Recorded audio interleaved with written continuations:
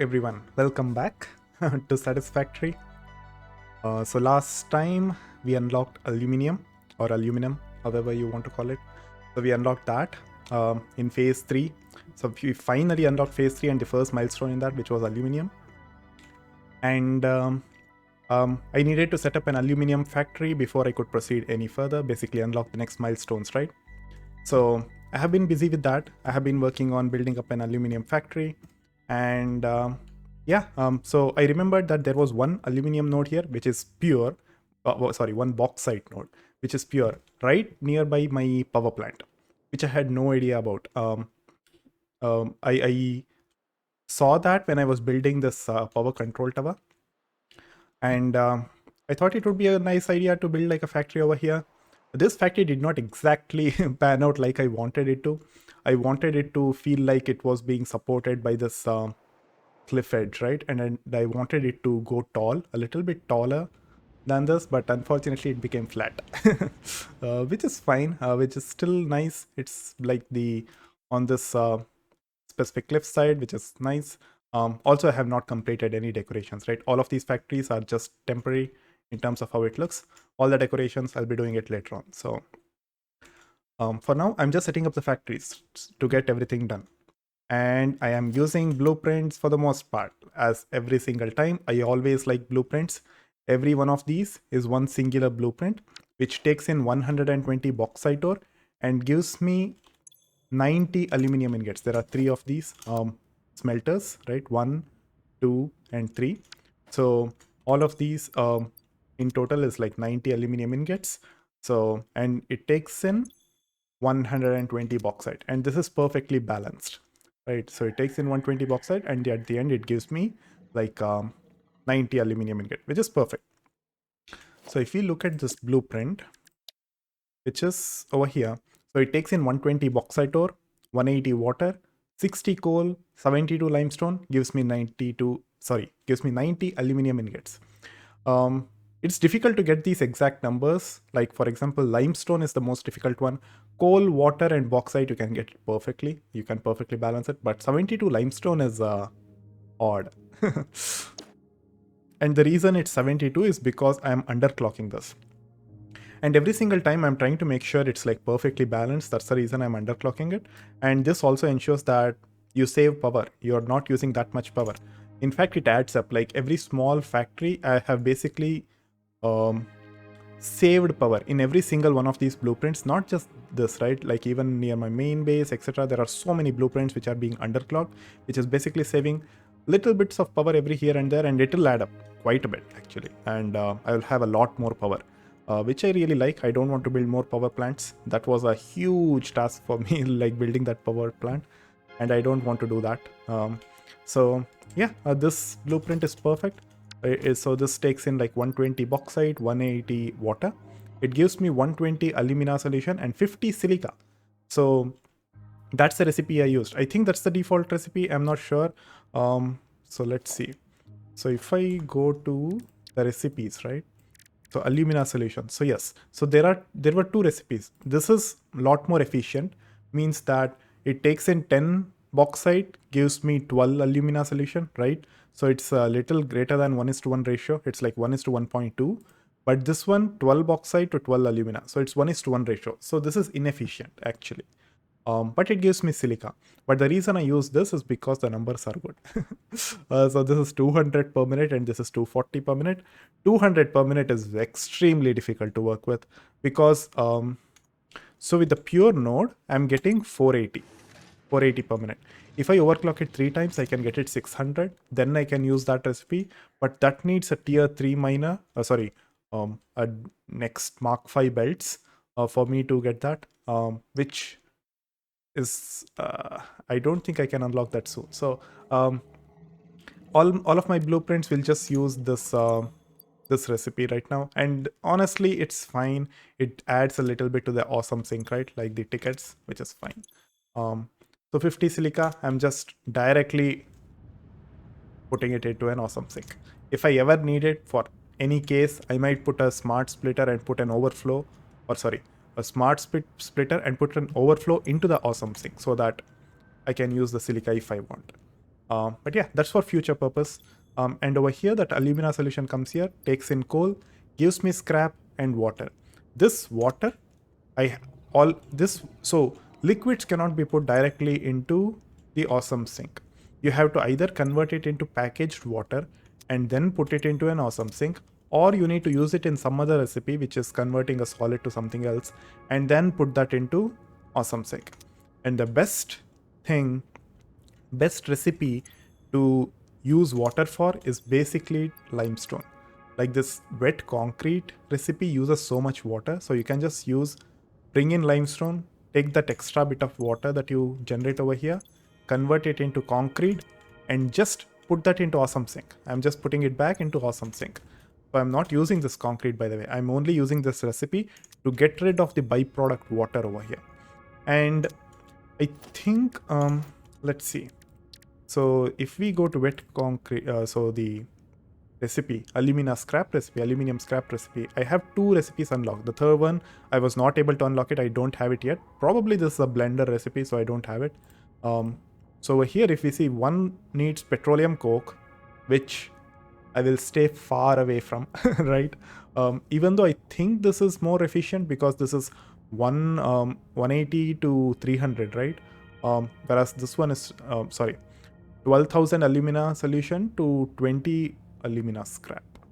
So yeah, and this is 4,000 to 6. Yes, it's slightly more efficient. Like this 12,000 alumina solution over here in the first recipe gives me 18 aluminium scrap, whereas here 12,000 alumina solution gives me 20 aluminium scrap. So 2 more aluminium scraps in the second recipe. So it's slightly more efficient, but it's so much more complex. You need petroleum coke, which is just, you need to get into oil, and I'm not doing that. So I just use the first recipe and it gives me byproduct of water. So that water, I'm just putting it into a wet concrete recipe, which takes in some limestone, converts it into concrete, and just put it back into awesome sink. Perfect. So now we have 180 aluminium scrap. And this aluminium scrap, I'm directly converting it to aluminium ingot. So again, over here, there are some alternate recipes. So if I go here, this one, so this is the alternate recipe, this is the normal recipe. So the normal recipe is more efficient, right? So this is 3:2 ratio, but the alternate recipe is 2:1 ratio. But the alternate recipe is so much more simpler. You don't need silica for it. And I did try to use the first recipe to see if I could use the byproduct silica from here into this. But unfortunately, I need 3 times this silica. So I need 150 silica in order to make this, in order to use this alternate recipe, this one. So I need like 150 silica, which I don't have. I am only getting 50 silica from that first recipe. So if I need 150, I need to make 100 silica per minute per factory. So I need to bring in quartz, make silica. That's a huge issue. So if we go to silica, let me just quickly check that out. So silica, so I need quartz, concrete. I did see if I could just make silica from limestone, but I don't have a recipe like that. You either need quartz or you need both quartz and limestone. So no matter what, you need to get quartz, and I was not into that. I did not want to bring in quartz. I want to make these blueprints as simple as possible, right? Which means you need to bring in as few resources as possible to get the required output. That's what I'm aiming at. So here I am getting 90 aluminium ingots. So these two, right now, this one and this one blueprint is right now I'm not using it for anything. But this one and this one, I'm already converting it into the required product. So this one is being converted to aluminium casing. Again, aluminium casing has 2 recipes, right? So this is the inefficient one, this is the efficient one. So this is 4:3 ratio, whereas this is 3:2. Again, slightly more efficient, but I don't care. I don't want to deal with copper ingots over here. So I just use this, and that was fine. And also I did try to use this copper ingot, but the thing was, you need so much copper ingot. First of all, I'm getting 90, right? So first I need to make this something like around 60%. Yeah, so that's 90 aluminium ingots. That's what I'm getting out of this blueprint, right? So which means I need 45 copper ingots, which means I need a minimum of 45 ore. I can probably do that, that's fine. But what is the advantage of this? Here, with the first recipe, I'm getting 60, right? With the 90 aluminum ingot. With the second recipe, I'm getting 67.5. A 7.5 increase by using 45 copper? No thanks, I'm not using that recipe. So I just used the basic recipe and I completed that. But over here though, this one is making alclad sheets and this uses copper. And the reason for that is, if we go here, alclad sheets, there is only one recipe. So the only way you can make alclad aluminum sheets is by using copper. There is no alternatives for this. You have to use copper to get this done. So I just brought in some copper, although it needs very less copper, like it needs like 10 copper per minute, right? And it takes 30 aluminum ingots, so 10 copper per minute, which means total of 30 copper, which you can make in one smelter. So in fact, I'm bringing in a pure node, by the way. This one is a pure node. So it's a lot of copper, but I might use it for something else, right? For now, I just brought it and I'm making the alclad sheets. So everything is being stored, alclad sheets are done, aluminum casings are done. I have the necessary resources now to unlock the next couple of milestones, which is what I wanted this setup to be done. Also, every single time I unlock a new part, I'm making sure I put up all the factories ready. I don't want anything to be lagging behind. I have every single thing automated over here, except of course the smokeless powder and the weapon stuff. Everything else is automated. Yeah, okay. Packaged liquid biofuel is not automated, but sure, that's fine. We can live with that. But yeah, everything else is automated and I'm quite happy. This is my aluminum setup. A pretty simple setup. It still has some leftovers. There are a total of 180 aluminum ingot, which is leftover, which I can use it for whatever I want for in future. Because these two, I won't be touching it. This is for my own personal use, right? I'm putting them into dimensional storage. This is for my own personal use, for building something or something like that. So it's for that. These two though, these two blueprints are for future factories. I did not want to make them future proof, but I wanted to use all the bauxite from this node. So I just built this so that in the future, if I ever want aluminum, I can just pull it from here. The only thing that I'm worried about is the placement of my future factories. If I decide to place the future factory in my base, I have to build all of these back to my main base, which will be a huge task, right? So that's one of the restrictions. If you try to build more stuff prior to deciding what you want, like how much you want, etc., that means that you are limited to how far away your next factory is being built. If you don't want to build everything or want to build a huge train network, then that's the limitation. Of course, belting will make sure you get the exact amount of stuff. You'll have a proper throughput, etc. Trains are easy to set up than, like, once you set up a train network, it becomes a lot easier for you to transport stuff across your world. But the thing is, you can't manage the throughput. It's not like ideal. It's not the perfect throughput that you calculate every single time, right? It's variable output.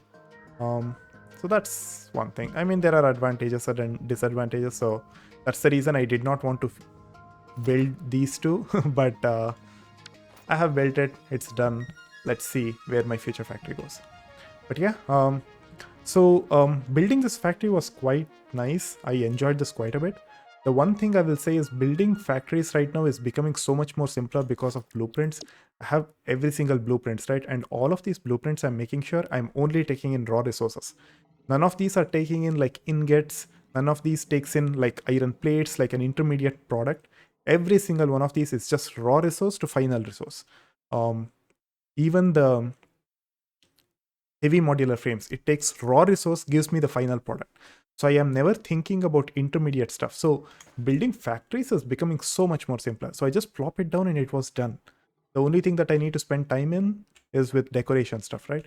So my max amount of my time is being spent bringing in the resources, belting in all the resources, doing all of this is taking so much time. honestly. And honestly, it's a fun and not so fun thing to do, like belting in resources, figuring out all of that. That's the logistic part of it, which I'm trying to solve right now. Building factories, though, once you have built a proper blueprint, properly balanced in your main base, in your blueprint designer, that's it. You don't have to worry much about anything ever again, which is fun. Building factories is becoming a lot more easier. So I'm enjoying it. But I will reach a certain point where I won't be able to build the entire blueprint in the blueprint designer, and I'll have to go with intermediate products. That's when things start becoming a bit more difficult to plan and stuff. Um, but I am using Mac a lot of time making these blueprints to make sure I'm figuring out every alternate recipe and figuring out if it's worth using that alternate recipe. Um, as I mentioned, I'm not making like hundreds of these, right? Like I'm not making 100 modular frames, 100 heavy modular frames or something like that per minute. I'm making in just the required amount which I need. So when I'm making blueprints like that, I'm figuring out what's the best recipe to use. Is this fine or should I go with this? Like what's the advantage versus disadvantage and which outweighs the other? And figuring that out and trying to make a blueprint based on that. And so far, I have been able to do that successfully. I do not know about the future, but so far I have been able to do that and try to use the same um logic behind my future blueprints and see if that works out. And till what point it works out. That's what I'm curious about. At some point, I might have to use an inefficient recipe and try to make a blueprint because of something else, right? But so far, that's not the case. Every single one of these is perfectly balanced, extremely optimal, and uses the least amount of power required and is giving me the best results, best products. So yeah, so this is my aluminum setup. I'm making alclad sheets. What is this? Aluminum casings. And next, I'll be unlocking the next couple of milestones. I think I will unlock all the milestones in tier 7 actually. I can unlock everything else right now with this. And then I might have to set up some small final factory to move on to tier 8. But yeah, I'm really excited. This is a lot of progress, so I'm quite happy with this. So yeah, with that, thank you everyone. See you guys in my next video. Bye.